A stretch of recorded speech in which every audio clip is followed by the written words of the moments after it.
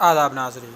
एक और हॉस्पिटल की बड़ी लापरवाही सामने आई है, जहां पर सनराइज़ नामी हॉस्पिटल जो शास्त्रीपुरम हैदराबाद में जिस वाक़ हॉस्पिटल के में जब पेशेंट्स उनसे राब्ता करते हैं उनके हॉस्पिटल के ज़रिए अपना इलाज कराने के लिए, तो वहाँ पर बड़े बड़े अल्फाजों में बोर्ड पर लिखा होता है 24/7 एमरजेंसी में वहाँ पर लोग आ सकते हैं। मगर जब लोगों को बेरात बेरात इमरजेंसी आती है और इस हॉस्पिटल में पहुंचना चाहते हैं, तो इस हॉस्पिटल की ओर से ये कहा जाता है कि इनके पास डॉक्टर्स अवेलेबल नहीं है। ऐसा इल्ज़ाम एक शख्स मोहम्मद फ़हीम ने लगाया है इस हॉस्पिटल के ऊपर और कहा है कि इनकी बेगम जब प्रेग्नेंट हुई तो वो किसी और हॉस्पिटल में इनका इलाज करवा रहे थे, मगर किसी के ज़रिए उन्हें ये हॉस्पिटल रिफ़र किया गया और जब वो इस हॉस्पिटल में पहुँचे तो इस हॉस्पिटल में उन्हें बहुत ही अच्छे तरीके से काउंसलिंग दी गई और उन्हें ये बताया गया कि यहाँ पर उनकी बीवी सेफ़ रहेगी। मगर जब उनकी बीवी को लेबर पेन होने के अंदेशा दिख रहा था तो इन्होंने देर रात गए इस हॉस्पिटल से राब्ता पैदा किया, तो इस हॉस्पिटल की ओर से बहुत ही नाखुशगवार तरीके से बात की गई और उनसे ये कहा गया कि वहाँ पर हॉस्पिटल में अभी डॉक्टर मौजूद नहीं हैं, वो सुबह यहाँ पर आए। इमरजेंसी का मतलब ये नहीं होता कि वो सुबह तक वेट करे। मगर जब उनकी बेगम को पेन्स कम हो गए तो उन्होंने घर में ही रुकना मुनासिब समझा और दूसरे दिन जब इस हॉस्पिटल में पहुंचकर यहाँ के एमडी से बात की तो उन्होंने भी यही कहा कि इनके पास डॉक्टर मौजूद नहीं थे उस वक्त। तो इसका क्या मतलब है कि वो 24/7 इमरजेंसी का बोर्ड लगाए हुए हैं। इसके ऊपर हेल्थ डिपार्टमेंट और मेडिकल डायरेक्टर से हमारी गुजारिश रहेगी कि वो इसके ऊपर नज़र रखे।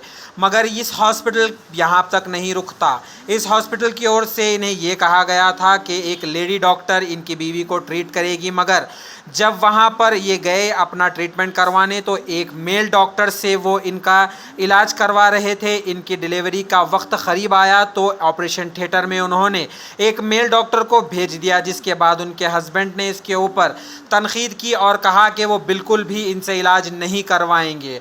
इस तरह की धांधलेबाजी की जा रही है इस हॉस्पिटल में, जिसके बाद उस खातून के हस्बैंड मोहम्मद फ़हीम ने मालेरदेवपल्ली पुलिस से राब्ता पैदा किया और इस तमाम तर तफसलात की कंप्लेंट की। अब इसके ऊपर मेडिकल डायरेक्टर और हेल्थ डिपार्टमेंट को चाहिए कि ऐसे हॉस्पिटल्स के ऊपर कार्रवाई करे ताकि आगे कोई और इस तरह की मुश्किल से ना गुजरे। आवाम से भी हमारी यही गुजारिश रहेगी कि ऐसे हॉस्पिटल से होशियार रहे ताकि आप लोगों को कोई मुश्किल ना हो। आइए सुनते हैं मज़ीद तफसलात मोहम्मद फ़हीम की ज़ुबानी। मेरा नाम मोहम्मद फ़हीम है, फलकनुमा का रहने वाला हूँ। आज शास्त्रीपुरम में जो सो सनराइज़ हॉस्पिटल में मेरे को धोखा मिला है और बात ये थी कि मेरी बेगम जो है सो प्रेग्नेंट थे, दूसरे हॉस्पिटल में इलाज चल रहा था, मगर कुछ वजह से नज़दीक के हॉस्पिटल में जाएंगे बोल के हम लोग डिसाइड करें। तो शास्त्रीपुरम में जो है सो हम लोग हॉस्पिटल देखे, सनराइज़ हॉस्पिटल नाम है। हम लोग जो सो 15 दिन पहले उधर गए, चेकअप कराए और डॉक्टर शबाना जो थे और जो कि 20 साल पुराने मुस्लिम हॉस्पिटल के भी है, उन्होंने ये बताया कि भाई परेशान मत हो, ये हॉस्पिटल में भी इलाज हो जाता। मेरी काउंसलिंग, मेरे बेगम की काउंसलिंग करके ये भरोसा दिलाए कि यहाँ पर कुछ परेशानी नहीं होंगी बोल के। उसके बाद हम उनकी बातों में आके जो है सो हॉस्पिटल में फ़ाइल बनाए। फ़ाइल बनाने के बाद CT स्कैन हुआ। CT स्कैन के बाद जो सो मेडिकल ट्रीटमेंट हुई। मेडिकल ट्रीटमेंट के बाद जो है सो कुछ टेस्ट लिए, लोग इन्वेस्टिगेशन किए। उसके बाद जो है सो कुछ बच्चे को लंग्स मैच्योर होने के लिए इंजेक्शन की बात हुई, वो भी हम दिलाए। और कल रात में जो है सो, कल सुबह 3 बजे जो है सो मेरी बेगम को हल्के से पेन हुए। तो मेरी बेगम मेरे को बोली पेन हो रहा था। बोला एक काम करो, अभी तो मैं बाहर हूँ, आप हॉस्पिटल फ़ोन करिए, फ़ोन करके पूछिए कि क्या है क्या नहीं। तो मेरी बेगम फ़ोन किए, फ़ोन करके जो है सो रिसेप्शन से बात की तो रिसेप्शन 10-15 मिनट का टाइम लेके पलट के कॉल करके ये बोलते हैं कि हमारे पास अभी मेडिकल का कोई अवेलेबल है नहीं, आप दूसरे हॉस्पिटल में बता दीजिए। तो इतनी केयरलेस पने से उन्होंने बात किए तो मैं ताजुब किया। ताजुब करने के बाद फिर मैं घर गया। घर जाने के बाद बेगम से बात हुई, अभी दर्द कैसे है, तो दर्द कम है बोले। ऐसे ही सुबह 6-6:30 बजे हो गए। उसके बाद हम लोग नमाज़ पढ़ के सो गए थे। सुबह 10 बजे आँख खुली तो मैं डॉक्टर खलील जो MD है सनराइज़ के, उनसे बात किया कि आपके रिसेप्शन से ऐसी बात हुई। तो उनके पास से भी इतना केयरलेस रिस्पांस आया, हाँ मुझे पता है एनेस्थीसिया और डॉक्टर रेडी नहीं थे इसलिए आपको हम बोल दिए।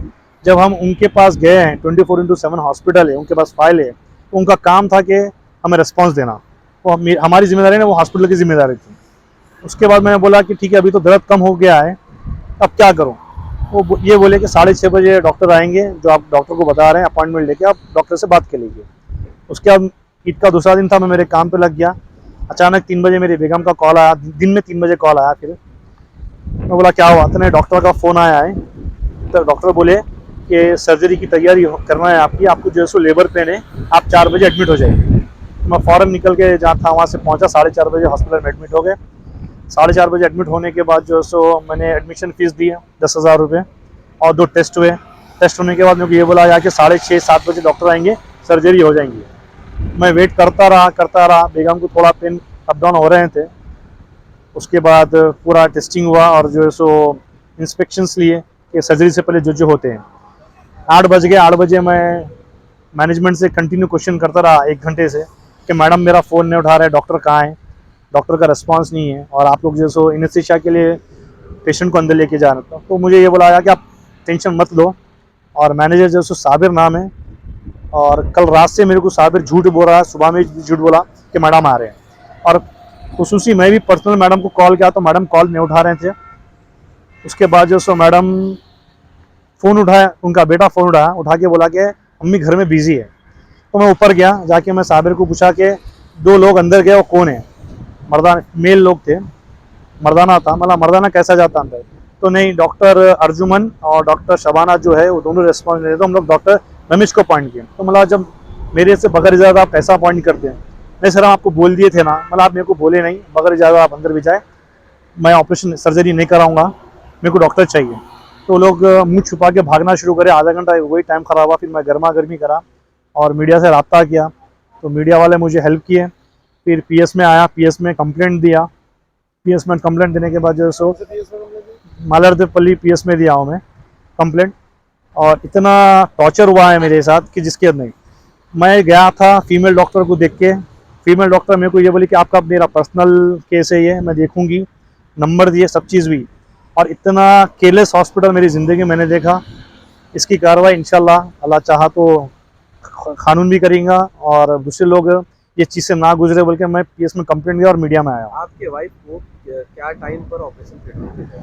मेरे वाइफ को लगभग जो 7:45 बजे लेके गए, और एडमिशन 4:30 बजे हुआ, और 7:45 बजे तक भी डॉक्टर नहीं आते। डॉक्टर रमेश आया था। डॉक्टर रमेश अंदर घुस के एनेस्थीसिया देने ही वाला था, मैं रुका दिया। अगर एनेस्थीसिया देते थे तो मैं बुधवार फंस जाता था।